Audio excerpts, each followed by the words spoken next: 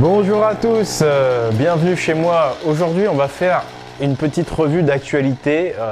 Une fois n'est pas coutume, vous savez que habituellement, je ne parle pas ni politique ni actu parce que ça nous emmène vers le bas, ça ne nous aide pas à nous élever. Et vous savez que sur ma chaîne, j'essaie de proposer une alternative dans notre vision du monde, dans notre façon de voir la vie, donner un autre sens, verticaliser nos pensées. Et l'actu, la politique, ce sont des forces inertielles horizontales qui nous attirent vers le bas. Et donc, ce sont deux éléments contraires, deux forces contraires. Quand on veut s'élever, quand on veut philosopher un petit peu, il faut qu'on soit à l'écart du temporel, donc de l'actu et du politique. Mais dans mon choix, et je vous remercie de m'accompagner dans ce choix, de s'élever par la tradition des anciens, ces anciens bâtisseurs dont les Celtes sont les héritiers. Cette tradition celto-viking, eh bien, il est bon aussi de temps en temps de faire un point et de vérifier qu'on a pris le bon cap. Et vous allez voir que l'actu là va le confirmer. Donc on va commencer par Éric Zemmour. Alors Éric Zemmour, il a déclaré récemment dans les médias, la semaine dernière, que le général Bugeaud avait massacré, lors de la guerre d'Algérie, des musulmans et des juifs. Et il a ajouté qu'il aurait été du côté du général Bugeaud. Alors vous voyez que là, on est dans une histoire encore de génocide.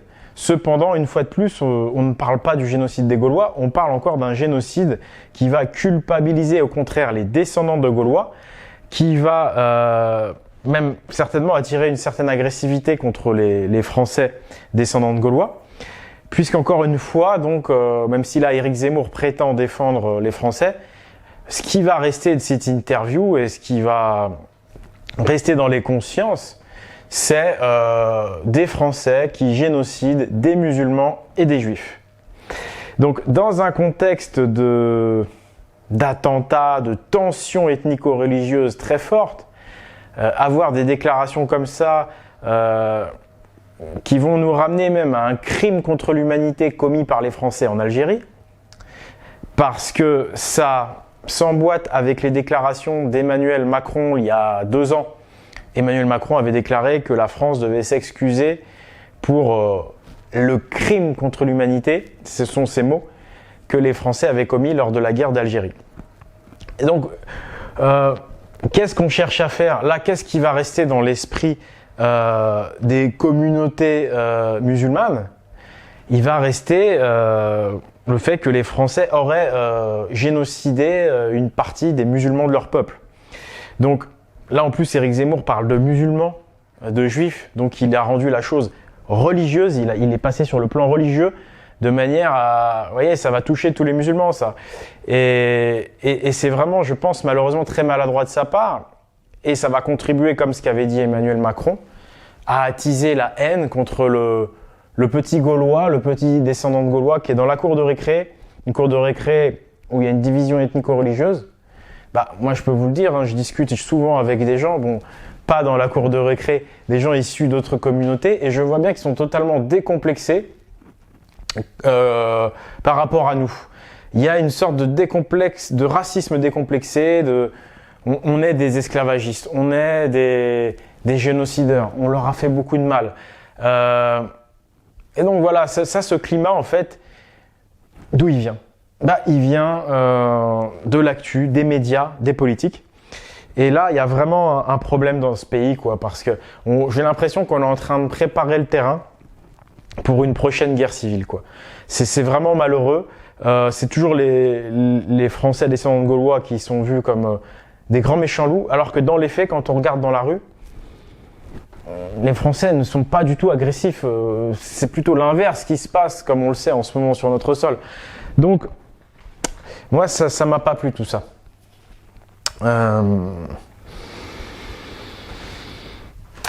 Donc encore une fois, on on culpabilise les Français de souche, on appelle à la haine quelque part, indirectement, de façon subliminale, évidemment pas de façon directe, mais dans les consciences quelque part, c'est presque comme un appel à la haine contre les descendants de Gaulois.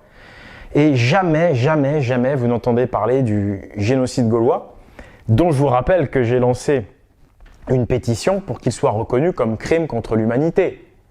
Alors il y en a certains, ils trouvaient ça peut-être un peu fort.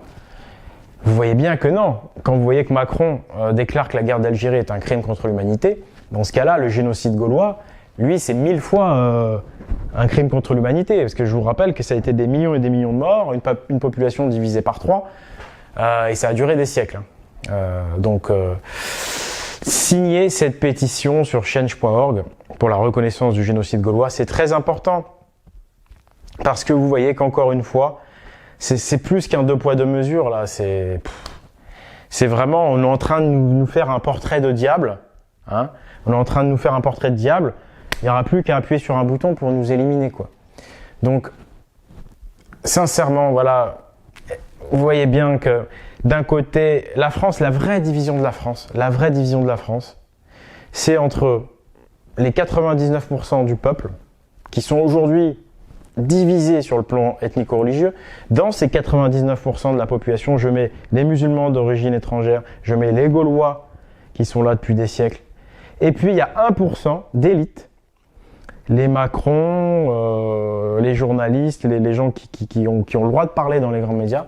Ces 1% là, eux, ils ont une idéologie politique mondialiste de diviser pour régner. Et si les racines de cette pensée, c'est l'idéologie romaine. Jamais Éric Zemmour n'a évoqué autre chose que l'histoire de France romaine. L'histoire de France vue par l'Église de Rome. Cette histoire de France, vous le savez, son taux de vérité est très peu élevé. Voilà. Il faut évoquer l'histoire du peuple. Et l'histoire du peuple, c'est celle des Gaulois. On a le peuple gaulois, les descendants de Gaulois, et en face, on a les élites d'idéologie romaine. Voilà tel qu'il est le tableau. Et on a un tiers qui sont ces nouveaux arrivants, qui sont en fait utilisés par ces 1% qui se revendiquent eux-mêmes de l'idéologie romaine, ils ne le cachent même pas, qui utilisent donc ces nouveaux arrivants contre les descendants de Gaulois. Donc là, quand j'ai vu ces déclarations, ça m'a fait un flash, ça m'a fait mal au cœur, mais encore une fois, malheureusement, mon analyse est juste.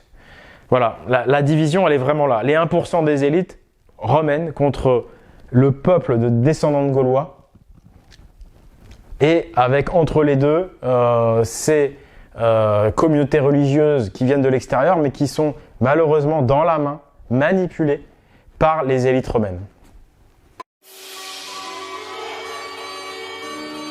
On vient de voir comment le politique, les hommes politiques ne se gênent pas pour utiliser l'histoire. Bien au contraire, l'histoire est un énorme point d'appui pour les politiques afin de leur permettre de justifier leur politique, quelle que soit leur politique. Ils vont toujours pouvoir déformer ou présenter l'histoire d'une façon qui va leur permettre de justifier leur politique.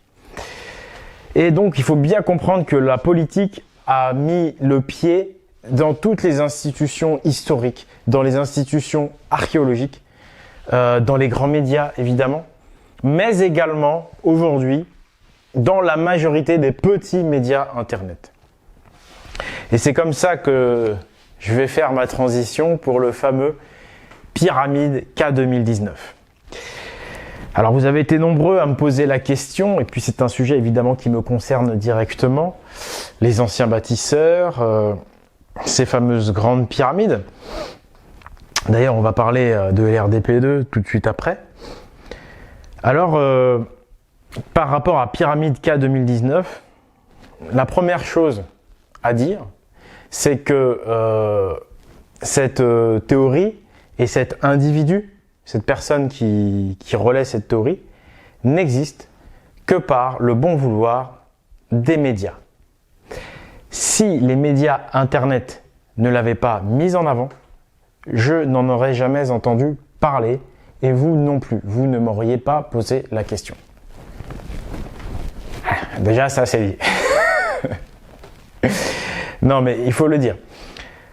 Donc, à contrario, moi personnellement, et ce que je relais, ce que j'estime être la vérité et non pas des théories, je rappelle que les faits sont là, que ce sont les faits les plus bétons, mais que moi, on me relaie nulle part. D'accord ? Donc ça, il faut bien le comprendre.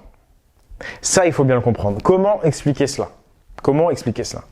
Eh bien, encore une fois, malheureusement, c'est la politique qui veut l'expliquer. Donc j'ai regardé très brièvement Pyramide K 2019 parce que moi je suis dedans, donc je sais parfaitement que tous les gens qui vont être relayés dans les médias internet sont des gens qui vont être dans l'idéologie du système. Et effectivement, ça n'a pas loupé. Donc après une théorie, j'ai envie de dire assez tape à l'œil, assez attirante, scientifique, la théorie donc des pierres moulées, quelque chose qui de toute façon va être très difficile à vérifier pour des petites gens comme nous. Eh bien, tout de suite après, évidemment, il y a l'interprétation politique qui arrive.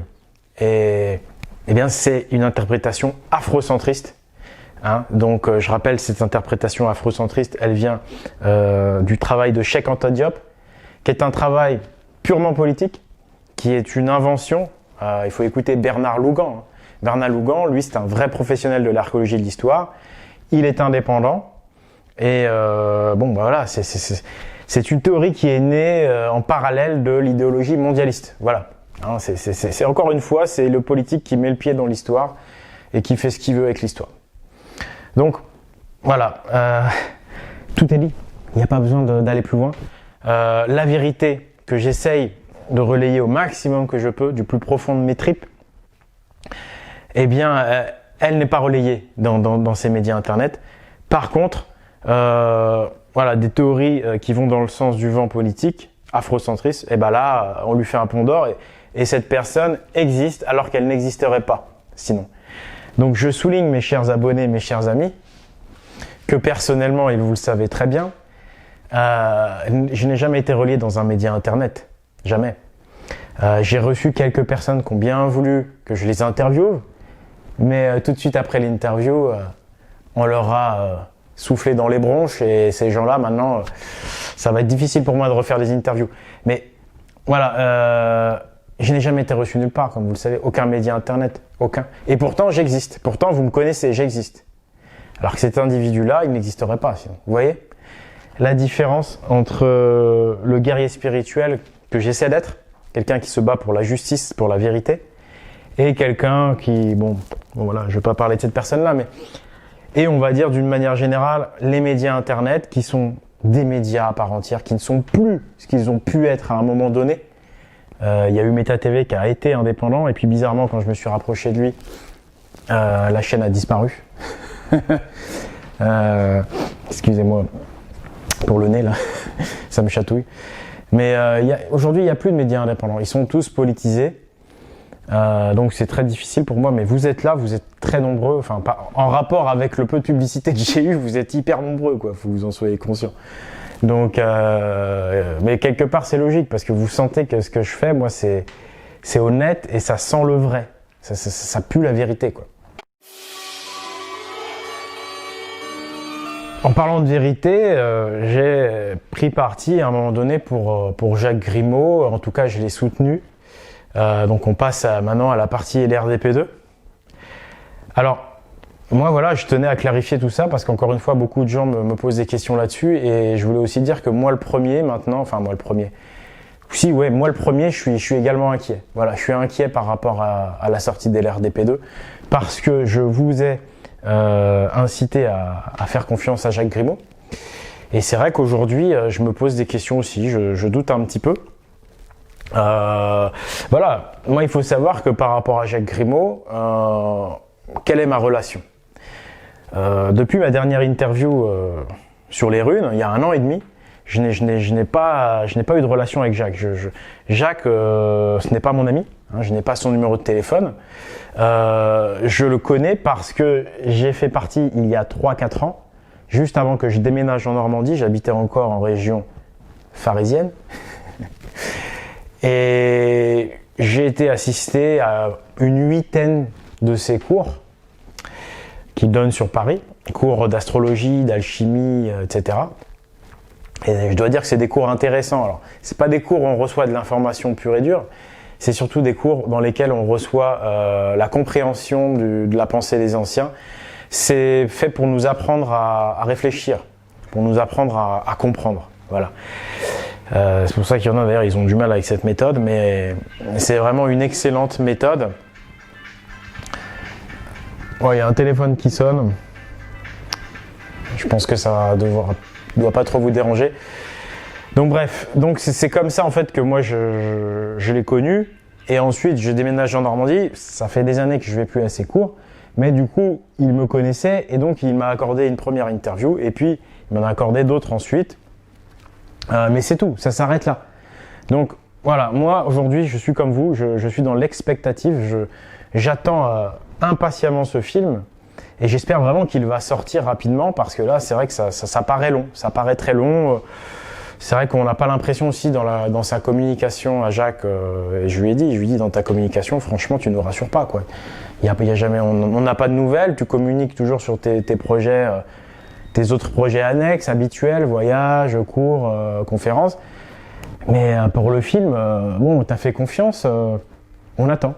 Donc voilà. Alors. Après, j'ai vu qu'il y en a qui en avaient profité pour essayer d'allumer un incendie. Ils essayent de semer la zizanie, ils essayent d'embêter encore plus Jacques. Donc, n'écoutez pas ces gens. Si vous avez fait confiance à Jacques, vous avez fait un don. Moi, j'ai fait un don aussi personnellement.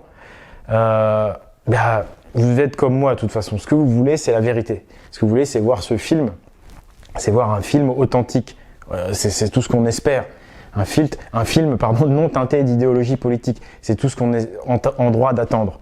Donc, moi, je vais attendre. Hein. Donc, moi, je veux voir le film. Donc, ça sert à rien de vouloir faire des actions. Non, on va attendre. Et puis, voilà, en espérant que ça vienne vite. Mais on va attendre. Hein. C'est très difficile de faire un film, surtout si on veut faire un très bon film. Surtout qu'on lui a mis énormément de bâtons dans les roues, hein, faut pas l'oublier, et que ça continue. Alors, il est sans doute maladroit dans sa façon de communiquer, mais c'est vrai qu'on l'attend. Voilà, et moi aussi je l'attends. Voilà, comme ça les choses sont claires. Jacques, on t'attend.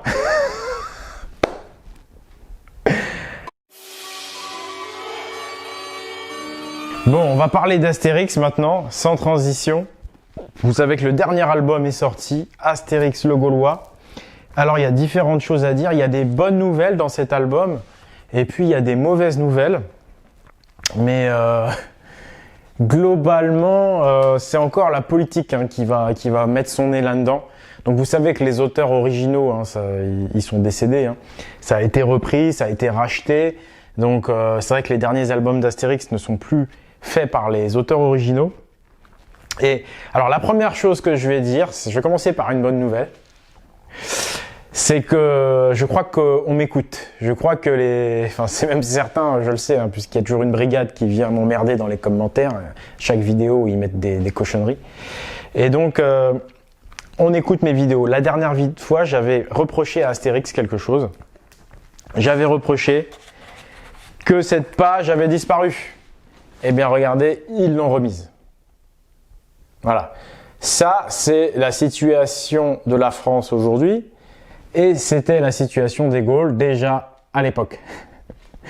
Donc il l'avait enlevé des deux derniers albums je crois. J'avais gueulé, hein, notamment dans une vidéo où je parlais des gilets jaunes, comme quoi c'était des Gaulois. Hein. Et j'avais montré cette BD, enfin pas celle-là justement, celle d'avant, et j'avais trouvé ça scandaleux et révélateur. C'est révélateur. Ils ne voulaient pas qu'on se fédère autour des Gaulois. Ils ne voulaient pas surtout que quelque part la vérité est dite dans Astérix, quoi. C'est ça qui est incroyable. Quand tu vois qu'Astérix devient un élément subversif et de résistance et qui commence à être caviardé, tu dis ouais là ça y est, on est vraiment sous la domination de l'Empire. Et c'est vrai. C'est pourquoi ils avaient enlevé ça. Maintenant, comme ils se sont aperçus que ça allait se voir, qu'il y avait des gens comme moi qui le dénonçaient, ils se sont dit, il vaut mieux le remettre parce que là, les gens, ça va les réveiller. Vous voyez ce que je veux dire? Il faut enlever l'information, il faut faire oublier les choses, mais discrètement, il ne faut pas que ça se voit. Vous voyez, c'est comme l'hyperborée. Faut pas que les gens s'en sont pas rendus compte quand ils ont effacé ça de notre histoire. Hyperborée ou Thulé. Hein, vous savez, l'île de Thulé, c'est la dernière Hyperborée, si vous voulez. Ce sont les dernières Hyperborées, puisque vous savez que c'est une île mythique sur laquelle se retrouvaient les sages bienheureux et les gens qui ne font pas attention à la politique, justement, et qui veulent s'élever, comme on essaye de faire sur ma chaîne, en fait, de verticaliser. Bah, ces gens-là, ils se coupaient du monde politique et tout, et ils se retrouvaient sur une île, l'île dite des bienheureux, pour verticaliser, et c'est là qu'ils arrivaient enfin à avoir des bons résultats dans toutes les connaissances des anciens, etc., parce qu'ils étaient pas attirés par cette spirale qui est le politique, qui est l'avidité, vous voyez. Donc, et justement, on va parler de Thulé dans cette BD. Alors ça, par contre, c'est un très bon point. En fait, je commence que par les bons points. Il y a la fille de Vercingétorix qui mentionne Thulé. Thulé, l'île de Cocagne dont parlent les anciens. On dit qu'elle est située au-delà du pays des Pictes, c'est-à-dire au-delà de l'Écosse, donc au nord. Et c'est la fille de Vercingétorix qui dit ça, elle dit j'en ai marre de faire la guerre, machin, je veux aller à Thulé. Et donc ça c'est un clin d'œil très sympa. Là, voilà, ça c'est les choses positives. Par contre, évidemment, c'est quand même teinté de politique. Déjà, on appelle les Gaulois les Gaulos. Enfin, c'est les Gaulois, les jeunes Gaulois eux-mêmes, qui traitent les Gaulois de Gaulos, hein, qui commencent déjà à critiquer cette culture. Ça me fait penser aujourd'hui au sort des descendants de Gaulois et à ces jeunes Français aussi qui méprisent leur propre pays. Et puis, on a également mention de la politique par 2 autres reprises. On voit en fait un Gaulois qui dit comme ça: le monde a changé, vous autres irréductibles, arriérés, réfractaires au changement. Donc voilà, ça c'est une phrase de Macron. Hein. Les irréductibles, arriérés, réfractaires au changement, vous n'avez rien compris, l'avenir appartient à César et à ceux qui le suivent. Donc là, on pourrait mettre Macron à la place de César, ce serait parfait. Et celui qui dit ça, c'est très important de voir qui c'est. Hein. C'est un Gaulois, vous voyez, mais c'est un Gaulois traître. Donc ça aussi, quelque part, c'est assez véridique. Aujourd'hui, vous avez des descendants de Gaulois qui sont des gros traîtres, qui vont aller dans le sens de la politique de l'Empire, du moment, et qui vont avoir, typiquement Macron. Hein. Macron, voilà, va culpabiliser les Français, les accuser d'un crime contre l'humanité en Algérie, mais il ne va jamais évoquer le génocide gaulois, vous comprenez, parce que c'est un Romain. Lui, on le sait, il est d'idéologie romaine. J'avais déjà démontré tous les signes qui montraient que les élites actuelles sont romains dans la vidéo qui s'appelle Les Pyramides de France, donc n'hésitez pas à la regarder. Et puis il y a aussi l'idéologie politique dans le fait que la fille de Vercingétorix a été récupérée par alors ils disent pas par une famille d'accueil, c'est pas tourné comme ça heureusement, mais du coup elle vit avec 2 papas. Voilà, elle a 2 papas, c'est ce qu'elle dit quoi. Donc bon. Là aussi, on sent l'influence politique. Mais bon, globalement, c'est une bande dessinée de bonne facture. Hein. Après, c'est sûr moi, je suis quand même déçu parce que je trouve que les anciens albums étaient mieux. Je préfère le Papyrus de César. Vous voyez, j'en veux pas particulièrement à ces 2 auteurs-là. De toute façon, la pression politique, elle est partout, puisque même moi, je la reçois. Non, ces 2 auteurs-là, mais je pense qu'ils ont fait mieux dans le Papyrus de César. Le Papyrus de César, c'est vraiment très intéressant, c'est assez subversif.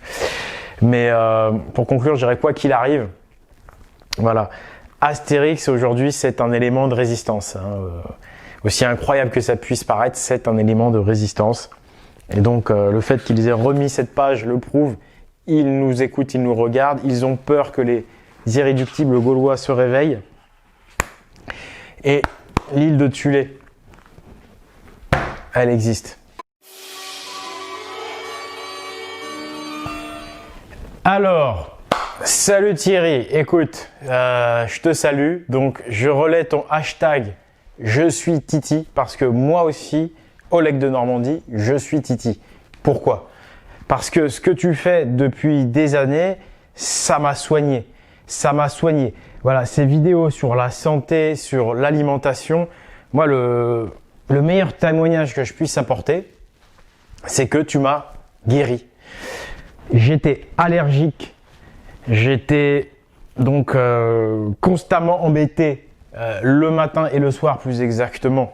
Tu avais expliqué d'ailleurs tout ça, ces histoires de taux d'hormones et de cortisone. Le matin au réveil, le soir, mouchoir, éternuement, mouchoir, éternuement. J'étais allergique quasiment toute l'année. Tout le temps. J'ai fait des campagnes de désensibilisation. Je me suis fait piquer, je me suis ramassé de la picouse chaque semaine pendant je sais plus combien de mois ou d'années. Ça n'a fonctionné que quelques années ces piqûres. Ensuite, j'ai pris des médicaments, des antihistaminiques qui me mettaient mal par moments. J'étais dans les vapes. Ça me faisait pas du bien moralement ce truc. Et ça faisait que calmer ce qui n'était que des symptômes. Et en réalité, en suivant tes vidéos, en modifiant mon alimentation, en changeant mon regard sur l'alimentation, sur ma santé, sur le fonctionnement de mon corps, j'aurais probablement jamais guéri ça si j'étais pas tombé sur tes vidéos. C'est probable. J'ai changé mon alimentation, j'ai effectué des modifications et comme par enchantement, comme par magie, j'ai guéri. Je ne suis plus du tout allergique. À cela, j'étais allergique aux pommes, à tout un tas de fruits exquis que je ne pouvais plus manger. Depuis l'âge de 18 ans, je faisais ces crises allergiques. Eh bien, elles étaient dues à mon alimentation délétère, toxique, trop d'acidité dans l'alimentation, pas suffisamment de détoxification, pas suffisamment de bons produits vivants. Et donc mon corps, comme je suis quelqu'un d'assez vivace et vital, eh bien il expulsait ces toxines, cet excès d'acidité par la voie orale, par les muqueuses. Il y a des gens, comme il le disait très bien, qui malheureusement n'ont pas cette vitalité pour expulser et qui gardent ces toxines à l'intérieur et qui risquent malheureusement en vieillissant de développer des maladies dégénératives. Ça aussi, ça m'avait fait du bien d'entendre ça parce que c'est vrai, on croit souvent que les symptômes, quand on dit que quelqu'un est malade, c'est qu'il est faible. C'est complètement faux. Quand on est malade, qu'on a des symptômes, c'est une preuve de vitalité parce que le corps réagit contre la maladie, contre le mal, plus exactement, pas contre la maladie. Et les gens qui n'ont jamais de symptômes ne sont pas nécessairement en très bonne santé puisque ça peut aussi vouloir dire qu'ils accumulent des toxines sans réagir. Donc, Titi, écoute bien jusqu'au bout parce que moi aussi j'ai un hashtag. C'est pas je suis Oleg, c'est touche pas à mes ancêtres. Touche pas à mes ancêtres, c'est le hashtag pour faire reconnaître le génocide gaulois comme crime contre l'humanité. Alors attends Thierry, regarde bien mes vidéos. Il faut que tu comprennes qu'en fait, ce n'est pas un appel à la victimisation, bien au contraire. C'est pour arrêter cette spirale infernale de la concurrence, de toujours plus de génocide, toujours plus de culpabilité. Si tu regardes cette vidéo, le début, tu vas comprendre. Si tu regardes surtout ma vidéo sur le génocide gaulois, qu'il faut absolument que tu regardes si c'est pas déjà fait, tu vas comprendre qu'on est dans un jeu très pervers qui met des relations très pervers entre les différentes communautés, entre les différents même Français. La France est divisée, il y a une tension qui est palpable et c'est toujours le méchant gaulois. Hein. C'est toujours le méchant gaulois, le méchant descendant de gaulois qui a toujours tué tout le monde, qui a mis tout le monde en esclavage. Or, c'est complètement faux. Tout ce mal a été fait par les élites. Ce sont les ordres et les responsabilités des élites, pas du peuple. Ça, c'est une première chose. Mais surtout, on a bien vu que le discours habituel de dénoncer cette compétition victimaire ne fonctionne pas. Donc, ce qui va fonctionner, je le crois, c'est de tout simplement répondre. Puisque tout le monde revendique son petit génocide, eh bien nous aussi, on va montrer la vérité. La vérité terrible, c'est que les Gaulois, c'est le premier crime contre l'humanité. Et là, c'est pas un petit crime contre l'humanité, d'accord ? Ça a été horrible. En fait, nous sommes issus d'un peuple profondément traumatisé. Et si l'on remonte à la source de tous nos problèmes, moi qui essaye aussi de verticaliser notre vision du monde, comme toi tu le fais par l'alimentation, mais moi plus par la culture, par l'histoire, eh bien, si on remonte à la racine du mal, c'est cette envie d'exploitation, c'est cette avidité qui vient, qui s'appelle aujourd'hui, on a tendance à appeler ça l'idéologie mondialiste, l'idéologie consumériste. Mais la racine de ce mal, c'est l'Empire romain. Il faut bien le comprendre. Les élites d'aujourd'hui ont toute une idéologie romaine. Regarde mes précédentes vidéos là. Tu vas bien comprendre la racine de cette pensée qui corrompt notre monde, que ce soit dans le domaine de la santé, que ce soit dans le domaine de l'alimentation, que ce soit dans le domaine de l'histoire, de la philosophie elle-même est corrompue. La vision du monde que l'on nous injecte est corrompue. Eh bien, la racine de tout ça, c'est Rome, c'est l'Empire romain. Je l'ai montré et je vais continuer encore de le montrer. C'est clair comme de l'eau de roche. Tout est basé sur cette idéologie. Dans les librairies aujourd'hui, on n'a que des livres qui font l'apologie de Rome. L'histoire de France qu'on nous raconte est falsifiée. Ce n'est que pour mettre en avant l'Empire romain et son église de Rome. Il y a une vraie haine contre le peuple et contre la pensée naturelle, contre l'homéostasie, contre la nature, parce que ce sont des esclavagistes. Ce sont des esclavagistes qui utilisent différentes techniques, mais cette clique, elle dure depuis très longtemps et elle est affiliée à l'idéologie romaine. Et historiquement, la seule résistance qui a vraiment existé et qui a toujours existé, c'est la résistance celto-viking, issue de la tradition primordiale des anciens. Or, aujourd'hui, tout ceci est diabolisé. On ne parle jamais des Celtes, jamais des Vikings, on n'évoque jamais le génocide gaulois parce que c'est la culture du peuple. C'est la culture de la justice, de la vérité et de l'équilibre naturel, de l'homéostasie. Donc, il faut rééquilibrer la balance, dire un partout balle au centre, arrêter de toujours diaboliser et montrer comme des salopards de génocideurs les descendants de Gaulois et également revaloriser cette culture qui est la culture, et on va le voir, et on l'a déjà commencé à le voir hein, de toute façon, qui est la culture de ces anciens qui ont construit ces fabuleuses pyramides en Égypte et tous ces fabuleux monuments autour de la Terre. Il y a un énorme mensonge à débunker et on a besoin, je crois, de se fédérer autour des Gaulois, autour ne touche pas à mes ancêtres et signer cette pétition. Thierry, s'il te plaît, signe cette pétition. Prends le temps de regarder tout mon travail, bien sûr, si ce n'est pas déjà le cas. Je rappelle à mon public que j'avais fait une vidéo avec toi, je t'ai déjà rencontré il y a quelques années. Tu avais accepté une interview il y a au tout début de ma chaîne. J'étais pas encore autant persona non grata parce que j'avais pas encore dévoilé tout mon jeu. Mais donc bref, je t'invite à regarder cela aussi. Vous abonnés, n'hésitez pas à lui transmettre cette vidéo parce que je sais qu'on a beaucoup d'abonnés en commun. N'hésitez pas à lui transmettre et à le transmettre à Régénère, cet extrait, à moins qu'il le voie tout seul, mais bon, on ne sait jamais. Donc Thierry, je te salue, je te soutiens, je suis Titi, je te remercie encore quelque part de m'avoir soigné de mes allergies et de m'avoir donné également de l'inspiration, de m'avoir donné la possibilité de changer complètement de regard, ce qui m'a mené aujourd'hui à faire ce que je fais. Donc touche pas à mes ancêtres. Et je suis Titi. Alors pour terminer cette vidéo, je voulais juste dire un tout petit mot parce qu'il ne mérite vraiment pas beaucoup plus d'attention que cela sur ces trolls professionnels, sur ces gens là qui sont payés, faut pas hésiter à le dire, qui sont vraiment professionnalisés, qui passent leur temps à pourrir les vidéos des gens comme moi, comme Thierry, les vidéos de tous ces gens qui essayent d'élever le débat, qui essayent de proposer une vision positive, ils viennent nous emmerder en permanence. Ce sont des professionnels, donc ne rentrez pas dans leur jeu. Ce sont des gens d'une mauvaise foi effrayante. En fait, ce sont des trolls.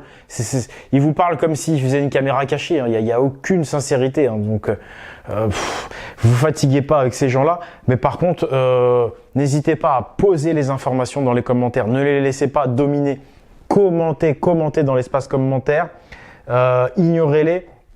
Ou en tous les cas, posez les informations, posez les vraies questions qu'il y a à se poser. Il y en a qui avaient osé, bref, je préfère même pas en parler. Donc n'hésitez pas à commenter, à diffuser les vidéos, c'est également très important, et à poser les informations claires et nettes, point final. Ne rentrez pas dans leur jeu sophiste, ce sont des professionnels de la manipulation. Vraiment, donc prenez du recul aussi par rapport à tout ça, par rapport à ces gens-là. Il y a une armée de trolls sur internet, des professionnels qui sont contre moi, ils se déguisent en vikings, ils font croire qu'ils sont plus vikings que moi. Ce sont tous des menteurs, des manipulateurs.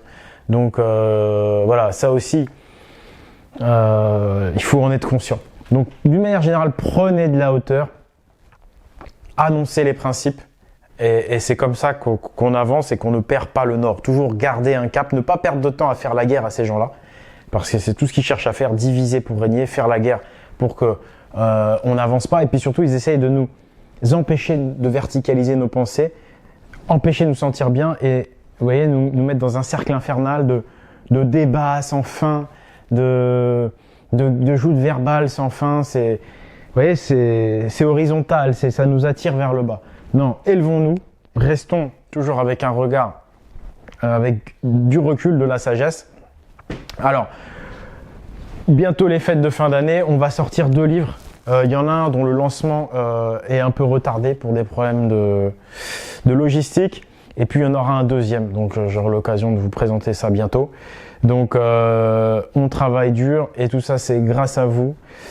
Donc merci à tous les abonnés, vous êtes de plus en plus nombreux et ça va forcément continuer puisque c'est la nature, hein. La nature des choses veut que on retourne vers nos racines et surtout vers le vrai. Donc je vous souhaite une très bonne fête de Samhain. Je ne sais pas trop quand la vidéo va être diffusée, mais il est probable que ce soit le jour de Samhain. Bonne fête de Samhain, embrassez votre famille, prenez soin de vous et surtout des vôtres, des plus humbles. Et prenez soin de votre être intérieur, prenez soin de votre regard intérieur. Donc ne consommez pas n'importe quoi comme culture, comme information, comme actu. Filtrez les choses et toujours, grandissez votre arbre à l'intérieur. Merci à tous, à bientôt, au revoir. Et n'oubliez pas de me soutenir aussi sur Tipeee, hein, si vous pouvez. Hein. C'est toujours utile de manger.